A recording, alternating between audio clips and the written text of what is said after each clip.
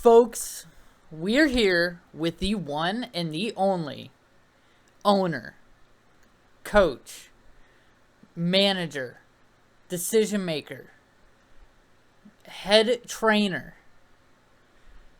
Is of this thing is of it Ro- going of right now? My life. hello, ladies and gentlemen, the owner of Ronald Reagan. We have Isaiah. Isaiah, how are you doing this fantastic morning? I am great. Open road, open skies. I don't know a third open, but open interview. No. Hey, I'm down. Heck, instead of me interviewing you, you could just interview me today.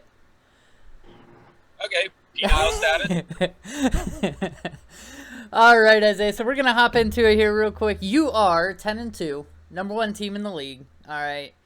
To be honest with you, though, these past couple weeks have looked a little too close for comfort, a little shaky for you. How are you feeling about where you're at? How are you feeling about kind of the way your team's performing, where they're gonna go? What's going on? Yeah. So right now, I don't even kind of care about regular season. I'm just in playoff mode. So I took those two losses to Joel and Uncle Dave, Coach Peterman with them, and but I mean, I had five guys on the IL that I just really wasn't trying. I could take the loss to Joel, to take another loss, no big deal. I'm building my team for the playoffs right now. Okay. Now speaking of building your team, you probably build a team differently than almost anybody I know. I think right now you have 3 open spots in your batting order. You have a guy on the IL, an outfielder, Suzuki, who's not even hurt. And then you have, 13 pitchers currently on your roster? Yeah, I think it might even be 14 now. I dropped another guy. Oh, no, you have 16. You currently have 16 I'm pitchers. up on the picture. You do have one on the IL, one day to day, and then an open spot for some reason. So what's the mindset behind essentially just running 16 pitchers and 6 batters? Yeah, well, I have a really attachment issues that when I like a pitcher, I really can't give him up and go see him play for another team. So I'm kind of at the point where I'm kind of stuck because I like all my pitchers, but I definitely have too many of them too at the same point. So I think it's going to have to be something where when we sit down with the coaches later in the year, then we're going to make the hard cuts. But I'm just not in the mood to hurt anybody's feelings right now. Yeah. No, that's fair enough. These players can be very, very emotionally unstable at times, especially if they're not playing well. And, just dropping a player when they're that vulnerable can really make an impact, not even on the rest of their season, but on the rest of their career. And their family, okay, yes. Their friends, their kids if they have them and they're still around. The political system, political snowball. It's tough out there, and these guys have bills to pay too, and you got to be mindful of that. Who do you see on your team right now as kind of like your top performers? Who are the ones that every time they go out, that they're going to throw down, right? Because I know we all have those, even if we got 6 really good guys, there's always those 1 or 2 guys that are just like the staple of our team. Yeah, I love seeing 48-year-old Justin Verlander go out there. Every time he goes, it seems like he kind of found something back and he's back. And Clayton Kershaw in the same way. Those are both late rounders for me. I was just hoping that the old didn't get to him too quick. Right. And the old seem to get kept at bay this season. Yeah. Yeah, no, they've actually both been playing really well. And their respected teams have been playing pretty well as well. So where do you see yourself finishing this year? Do you think that you have a roster to put down a championship team? No doubt, or is this something that you do see a couple, maybe not weak spots, but spots that you could improve on? Yeah, see, I think that I'm going to go into the playoffs and I'm going to score the normal amount of points, and it's going to take somebody beating me to beat me. I'm really scared of Joe. I don't want to see that guy in the playoffs. His team is really solid, and he's got some guts to go out and played me, and he picked up 7 pitchers in the first 2 days. Just off of the waiver wire. He's coming out and he's going after it. Other than that, I mean, Joel's team is really good right now. Hopefully, it'll be trash in the future. Mm-hmm. And other than that, it does feel good to win as the league manager. So right now, real quick before we move on, I don't know if you saw it or not, but Joe had requested that we mention him by his team name rather than his personal name. So my question for you is, are you willing to apologize for that? And are you willing to call him by his team name the way he requested, or is this a disrespect thing for you? Wait, who are we talking about again? Williamsburg's Pharrells. Yeah, no. I do think that if Joe gets a better name, like a more like one that's like I laugh about when I say it, right? Then Joe, you got my vote, man. But kind of rolls off the tongue, right? Johnson is so easy too. Thank you, Joe Johnson. It works. It does. So does this mean that you are not willing to apologize for your recent actions? No, I think that he should change his name to Joe Johnson as his team. Okay. I mean, I think that's actually fair. Or at least come up with something clever, something that rolls off the tongue, something that's kind of fun to say, you know. Okay, so moving on. We all know that Joe Johnson is probably everybody's favorite team in the league, right?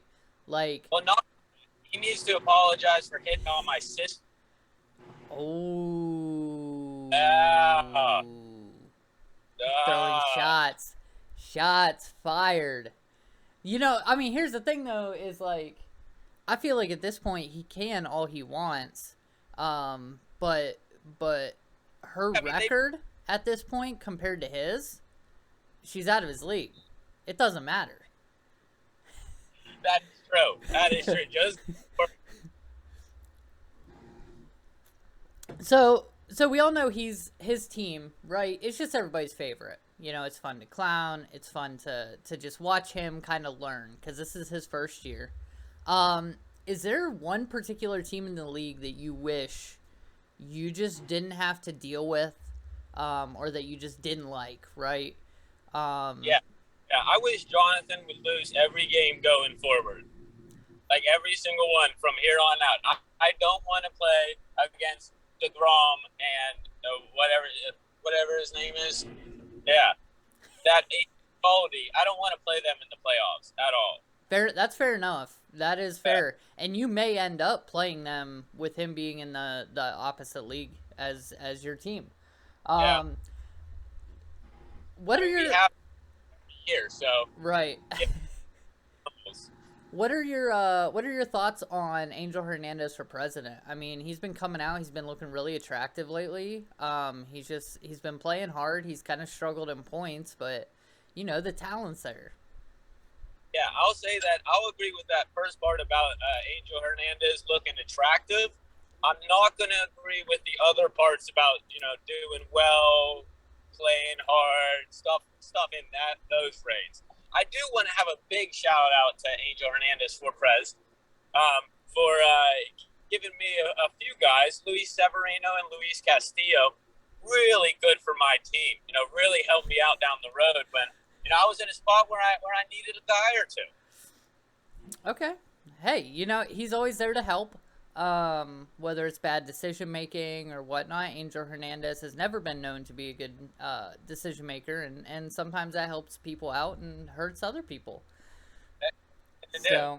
So now we're gonna, I guess, move into some other questions. I've asked everybody this, and I think it's only fair I ask you too.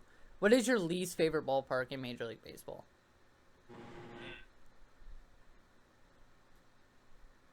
You knew Angels Stadium. Out in Los Angeles, they're in a beautiful spot, and it's got nothing. The hallways are like 2 people wide, and you're going there, and you're like, why am I in a baseball park when I'm watching a major league game being played? It's so small. There's literally nothing to do fun in the ballpark. Like, if you made a ballpark but didn't have much money to make it, that'd be the Angels Stadium. Okay. Okay. I do you I mean I feel like there's some pretty aspects to it. Um but no, I can respect that, and I think a couple other people have actually mentioned that ballpark as well. So Yeah, so small and just trash. so I think I got about two more questions. Number one, you talk your smack. All right, this is your time. Okay, before we finish it off, whatever smack you got to talk to anybody in the league, this is your time. Yeah. Give So it to I them. actually don't have any smack to talk. I actually just have a bunch of people to thank. Just I already thanked you for your players. Really thank you for that.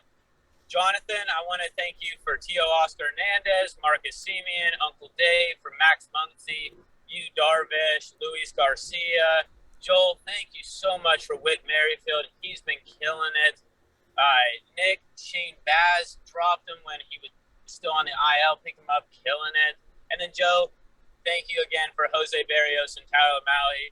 Together, guys, we did this. We made my team the way it is right now, all of us together. So I just wanted to thank everyone for that. I feel like that might just be the most disrespectful thing you could have said, to be honest. And you didn't even thank God. No, God players. God team out right now. Fair enough. Fair enough. Not gonna thank your parents or nothing, you know. He's just coming out here just man. Thanking the people that helped me get to where I am now. You know? Fair enough. Fair enough. Yeah. All right, and then we're gonna finish it off. Is there what do you believe is your most controversial baseball opinion? That a catcher is just not needed, number one. Even in the real game of baseball. If they don't get to first base, then you don't need a catcher. Okay? Number two,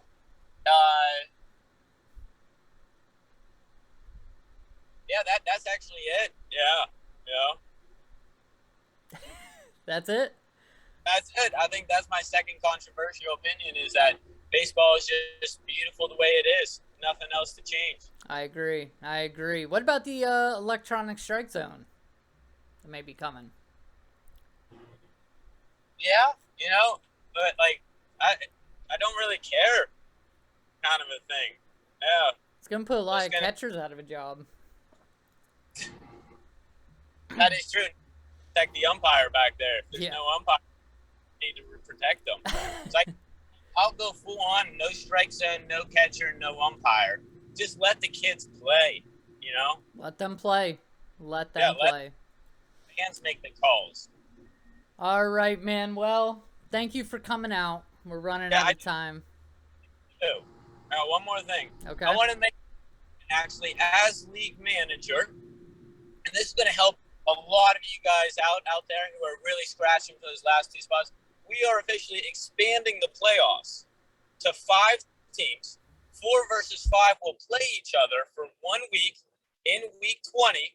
And in that game, the number 4 seed will get a slight home field advantage with 5 points added to their score. So we're going to see how this goes. But, Joe, Danielle, Jonathan, Uncle Dave, just looking in from the outside, this is your chance to make it. I like that. I really like that. I know you and I talked about it a little bit the other day. I really like that, and I think it'll be exciting for the league. I think it'll open up some more excitement, keep people involved a little bit more, have a little more fun, and hey, it could give that last place team, 10 years from now, that last place team may just win a championship. Never know, and hey, that's what we're here for. That's what we're here for. All right, sir. Well, thank you for coming on. I appreciate you. I appreciate everything you've done for the league. I don't appreciate you winning as many games as you do and beating me every single time, even though I'm winning going into the last day of the week. But thanks for coming out. Thanks for making it fun. Anything else you got to say before you go? Yeah, you're welcome. Thank you, sir. You have a great day. And I look forward to us meeting in the playoffs. Oh, I look forward to it too. Me, you, and Joe, baby. Hey. All right, buddy. Thanks for All right. coming on. Yeah.